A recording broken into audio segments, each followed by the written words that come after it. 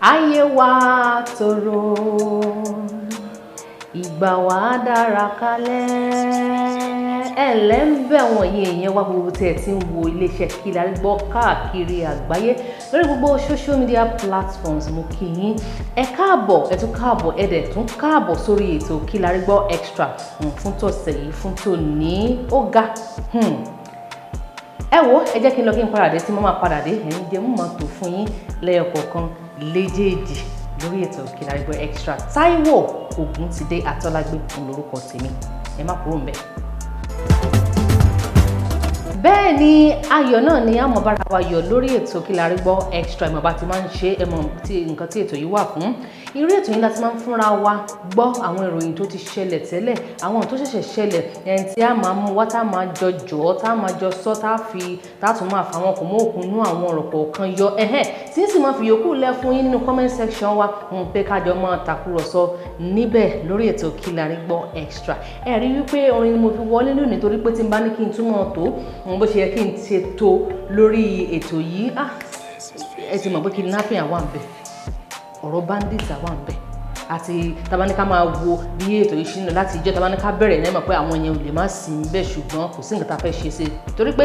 tó bá ṣì ń ṣẹlẹ̀ níbi tá a pọ̀ orílẹ̀-èdè ibi tá a wà yìí ó ń ṣẹlẹ̀ láwọn ibì kan náà lórílẹ̀-èdè àgbáyé oríṣiríṣi ìdàrúdàpọ̀ là ń gbọ́ káàkiri ṣé kí n ti bi ti àwọn ti Guinea mú ní báyìí tó yẹ pé àwọn ológun ti dìtẹ̀ wọ́n ti gba ìjọba lọ́wọ́ president ìlú ọ̀hún báyìí àwọn ECOWAS àwọn lawyers káàkiri wọ́n ti sọ̀rọ̀ kódà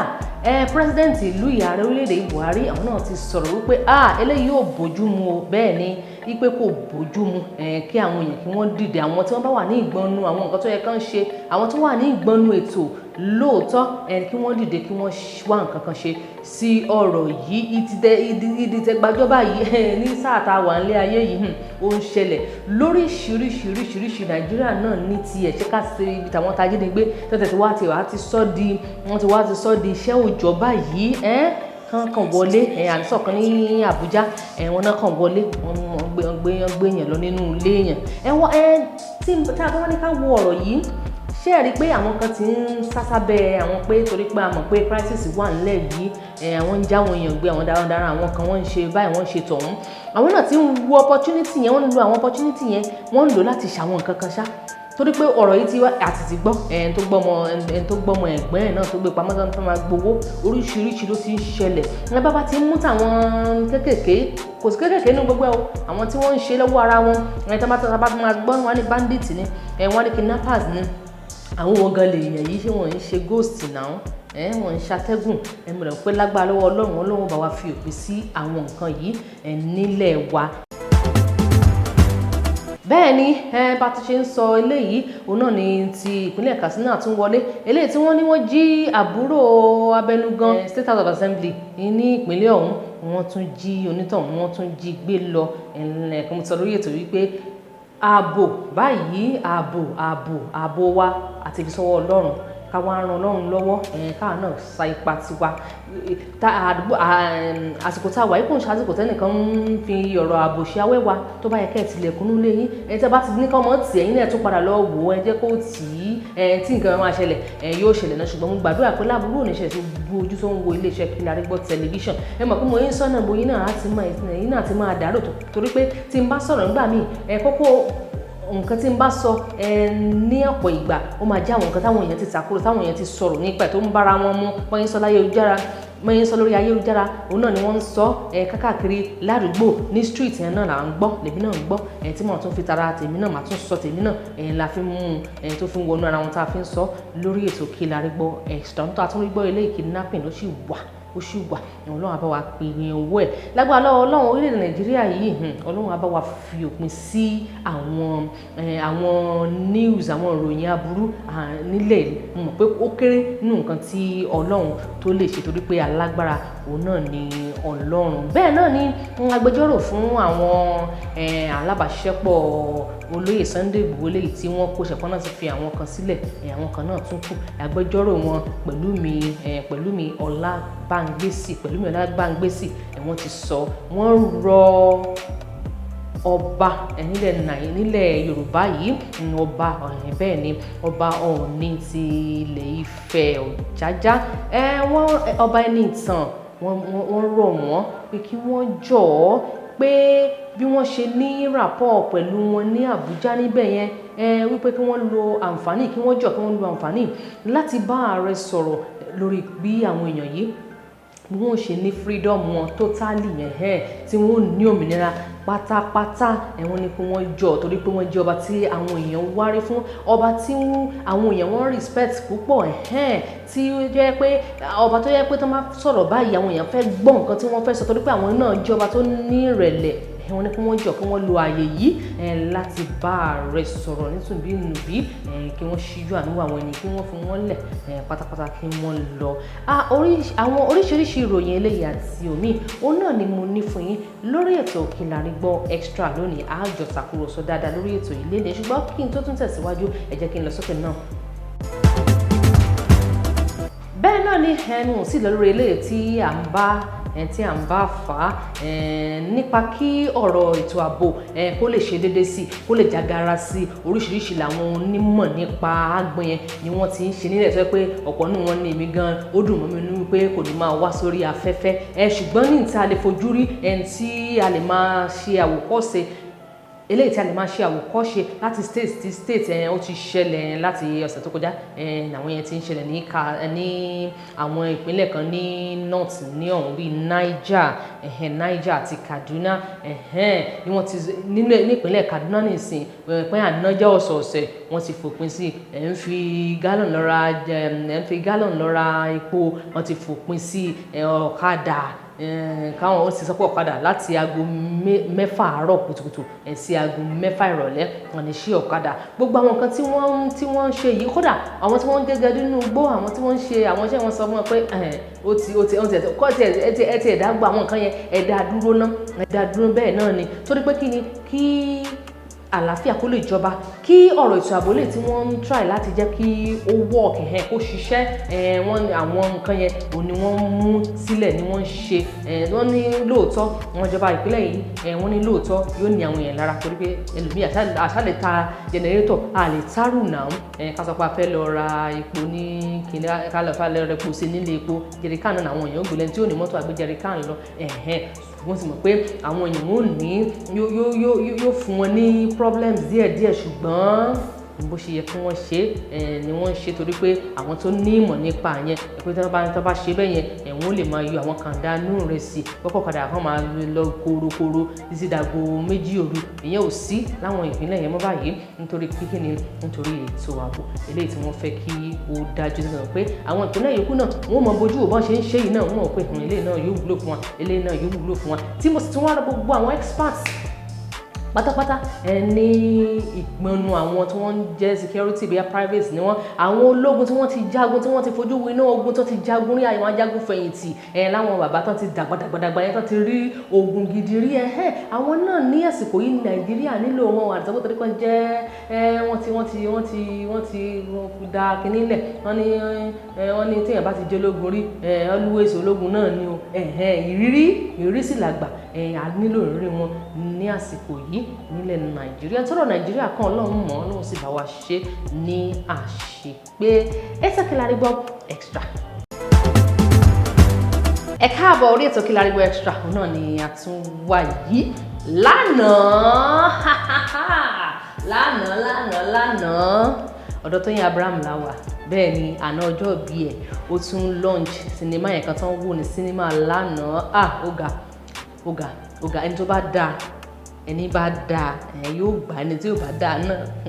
kò sí Ọlọ́run ògbé balance equation yóò lè balance ara tó bá ti dá ò dáa nìyẹn tó bá sì dá ò dáa náà ní oríṣiríṣi yàn àwọn ọ̀rẹ́ ojúlùmọ̀ àwọn colleagues ni wọ́n bá wá síbẹ̀ lánàá tí wọ́n wá yẹ sí tí wọ́n wá kí kú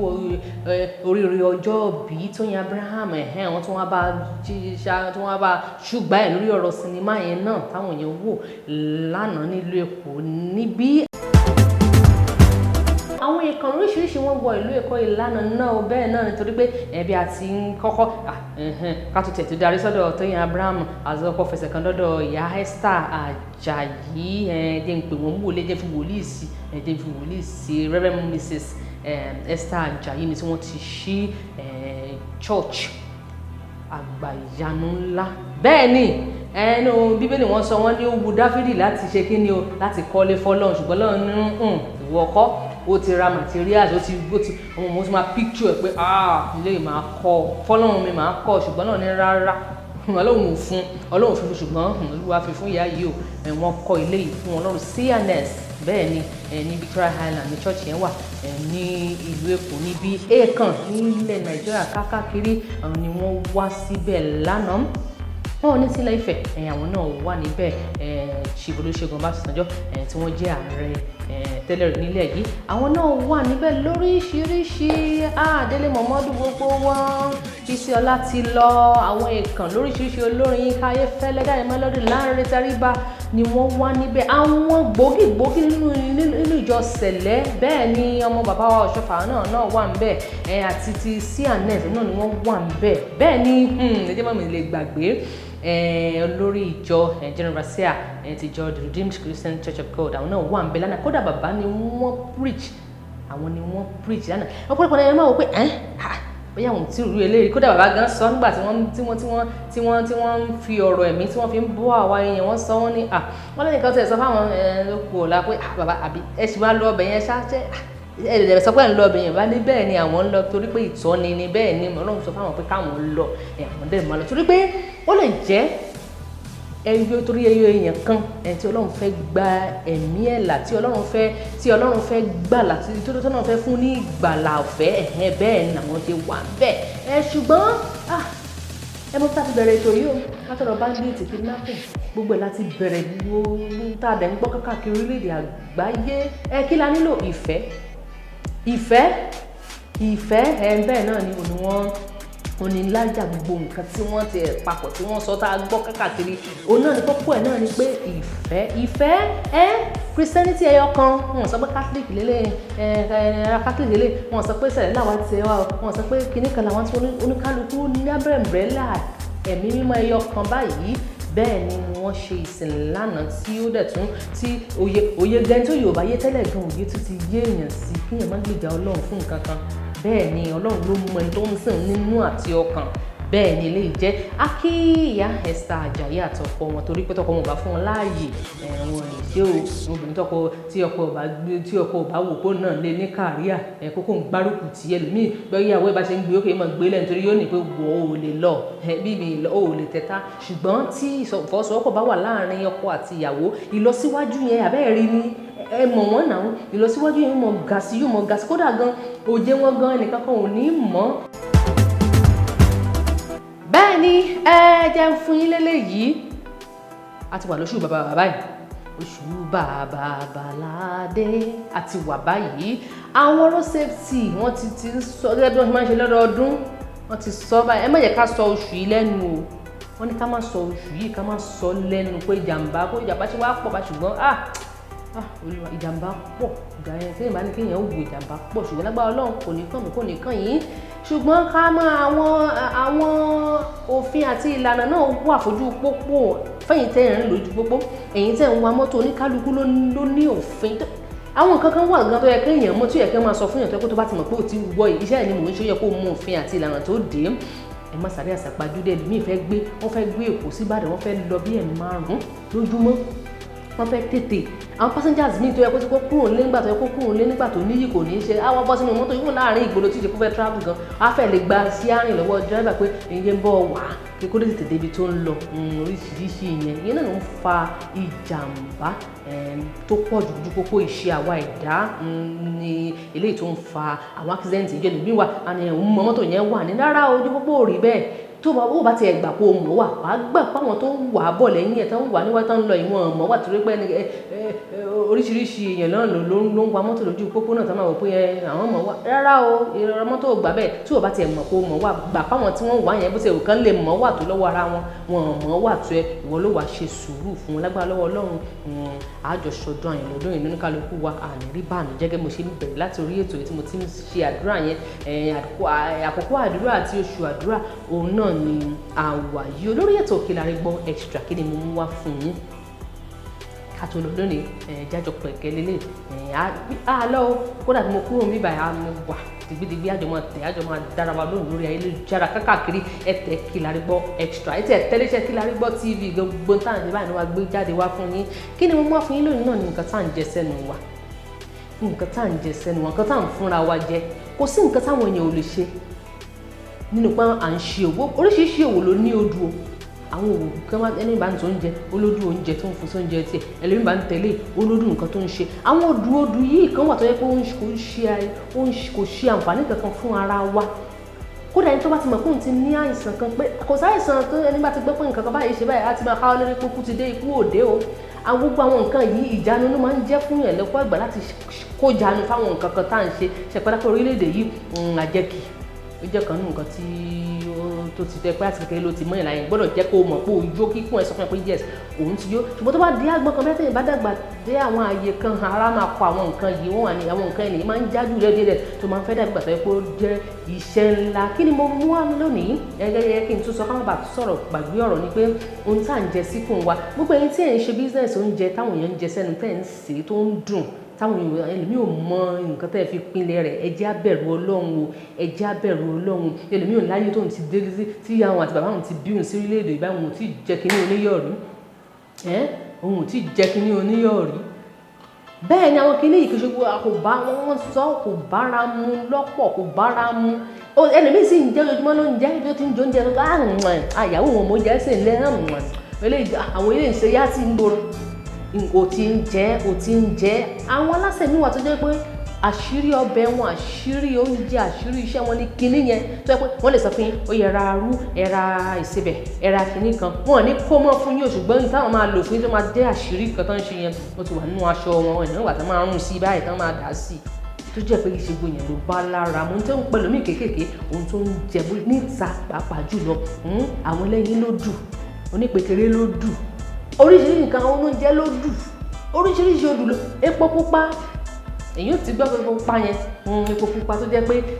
ẹlòmíràn láwọn kan ní ìsìn àwọn ọ̀dà tó ti bàjẹ́ ni wọ́n máa rò mọ́ kó pupa lè pọ̀ jù torí owó tá a fẹ́ gbà ti gbàgbé àtúbọ̀tán ohun tá à ń jẹ síkùn wa pé èyí tẹ̀ ń ṣiṣẹ́ ní pé à ń ta ẹja gbígbẹ ní tútù ní o à ń ṣe ohun kan táwọn èèyàn ń jẹ sẹ́nu wọn tí wọ́n tiẹ̀ wá sí mọ́ ní ẹ̀gbin tẹ́yìn orí òkè ń pààyàn ẹ jẹ́ ká bẹ̀rù Ọlọ́run